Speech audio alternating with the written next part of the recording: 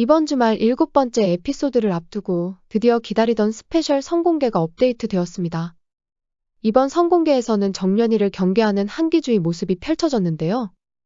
한기주는 정연이의 소리를 듣고 그녀가 채공선의 딸임을 단번에 눈치챈 것 같습니다.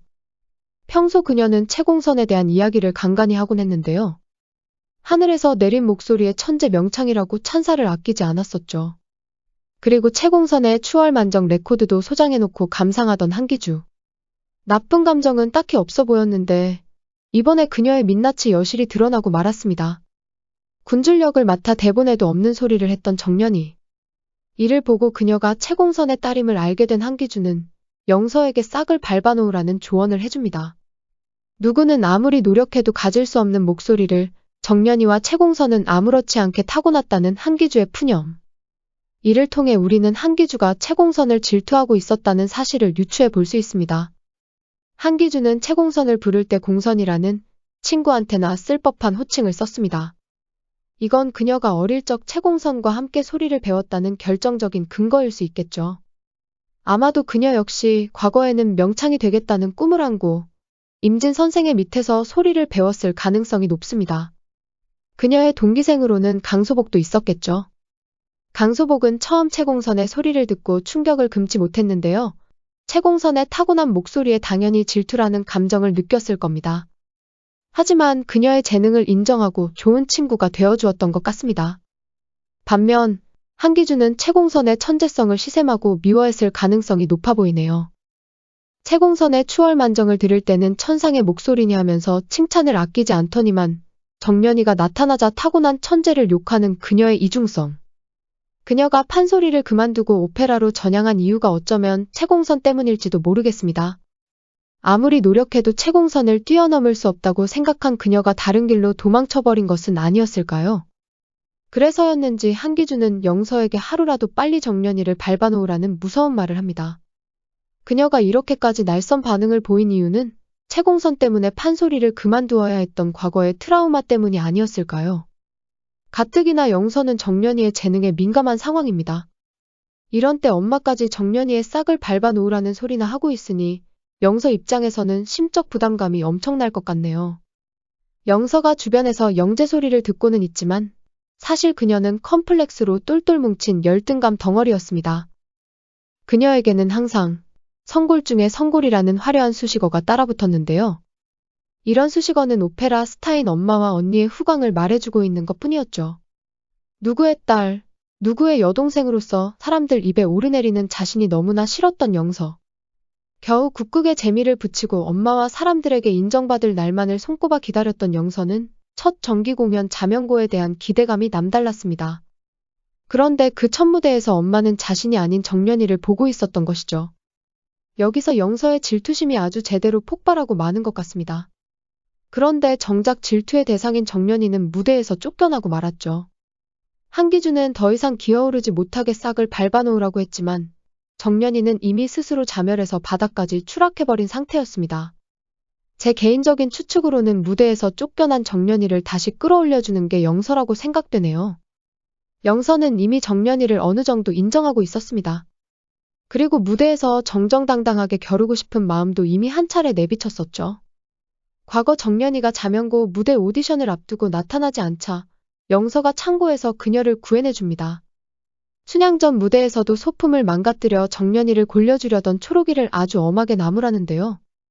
영서의 성격상 괜한 꼼수 같은 걸 써서 정연이를 괴롭힐 리가 없습니다. 영서라면 무대에서 쫓겨난 정연이에게 손을 내밀어주고 정정당당하게 무대에서 겨루길 원할 겁니다. 드라마에서는 원작과 다르게 모든 역경을 정연이 스스로 해결해 나가고 있습니다. 원래는 부용이라는 캐릭터가 등장해 정연이가 위기에 처할 때마다 해결책을 제시해 주는데요. 이번에는 정연이 혼자서 위기를 헤쳐나가기에는 조금 역부족으로 보입니다. 원작에서는 합창부 연습 장면을 보고 정연이가 무대 위 합의 중요성을 깨닫게 되는데요. 아마도 이 합의 중요성을 영서가 알려주게 되는 건 아닐까 하는 추측이 듭니다. 정연이는 자신의 잘못을 깨닫고 무대 위 다른 역할에도 귀를 기울이기 시작합니다. 지난 무대에서 정연이의 결정적 실수는 오직 자기의 소리만 듣고 연기를 했다는 것이었죠. 그렇기에 자신이 돋보이면 무대가 망가진다는 사실을 간과했던 겁니다. 정연이는 자신의 문제점을 고치기 위해 대본을 통째로 외우기 시작합니다. 나와 너의 소리뿐만 아니라 무대 위 모든 이들의 소리를 더 잘 듣기 위해서였죠. 그런데 정연이에게 생각지도 못한 기회가 찾아오게 됩니다. 주란이가 공연 도중 큰 부상을 당해 구슬하기 역에 긴급 대타가 필요해졌던 것이죠. 구슬하기 역은 단순한 촛대가 아니었습니다. 대사도 많고 비중도 높은 조연이었기 때문이죠. 정연이는 부상을 당한 주란이 대신 자신이 구슬하기 역을 맡겠다고 나섭니다. 물론 강소복이 반대를 했지만 또 한 번 돌발 행동으로 무대를 망치면 메란을 떠나겠다는 조건을 거는 정연이. 자신만만하게 큰소리친 정연이는 무대 위에 올라 아주 훌륭한 구슬하기 역을 펼쳐 보입니다. 지난번과는 다르게 관객의 반응을 살피는 게 아니라 무대 위 흐름에 귀를 기울이는 정연이. 이렇게 군졸로 무대에서 쫓겨났던 정연이는 구슬하기 역을 멋지게 해내며 다시 무대 위로 복귀할 수 있었습니다. 아마도 정연이의 변한 모습에 누구보다 기뻐했던 건 영서가 아니었을까 합니다. 정연이가 구슬하기 역을 훌륭하게 해낼 수 있었던 데는 영서의 도움도 무시할 수 없었습니다. 구슬하기의 상대 역인 고미거를 영서가 연기하고 있었기 때문이었죠.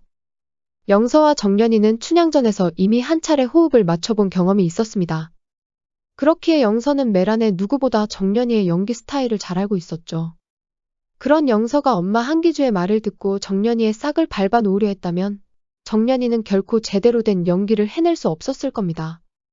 영서는 정연이를 밟고 넘어가기보다 함께 손을 잡고 앞으로 나아가는 길을 선택한 것 같은데요.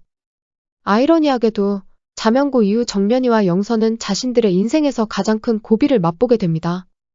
자명고의 공연이 끝이 나고 6개극단의 합동공연 바보와 왕자가 시작됩니다. 영서와 정연이 역시 오디션에 도전하게 되는데요. 영서는 주란이와 정연이는 초록이와 짝을 맺고 오디션을 준비하게 됩니다. 우선 정연이는 초록이와 연습 도중 자신의 치명적 결함을 찾게 되는데요. 초록이는 판소리계에 몸을 담고 있던 할아버지 덕분에 어릴 적부터 명창들의 소리를 자주 들어오고 있었습니다. 그래서 정연이의 소리에 문제가 있다는 걸 지적하게 되죠. 정연이는 소리를 목에서 내는 문제가 있었는데 초록이는 목이 아닌 가슴에서 쥐어짜내는 소리를 하라고 조언하게 됩니다.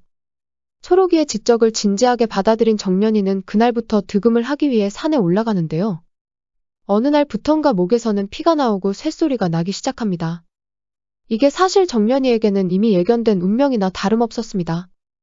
정연이 엄마 채공선은 17의 목에 문제가 생겨 도망치듯 세상에서 사라져버렸는데요. 공교롭게도 정연이 역시 이제 막 17이 되었던 터였죠. 하늘에서 내려준 목소리에는 바로 유통기한이란 게 존재했던 겁니다. 한편 영서 역시 엄청난 시련과 마주하게 됩니다. 엄마에게 인정받기 위해 열심히 오디션을 준비한 영서. 하지만 오디션장에서는 자신의 노력보다 훨씬 못한 결과를 보여주게 되죠. 그럼에도 불구하고 영서는 오디션에 합격하게 됩니다. 그 이유는 한기주가 바로 오디션의 심사위원이었기 때문이었죠.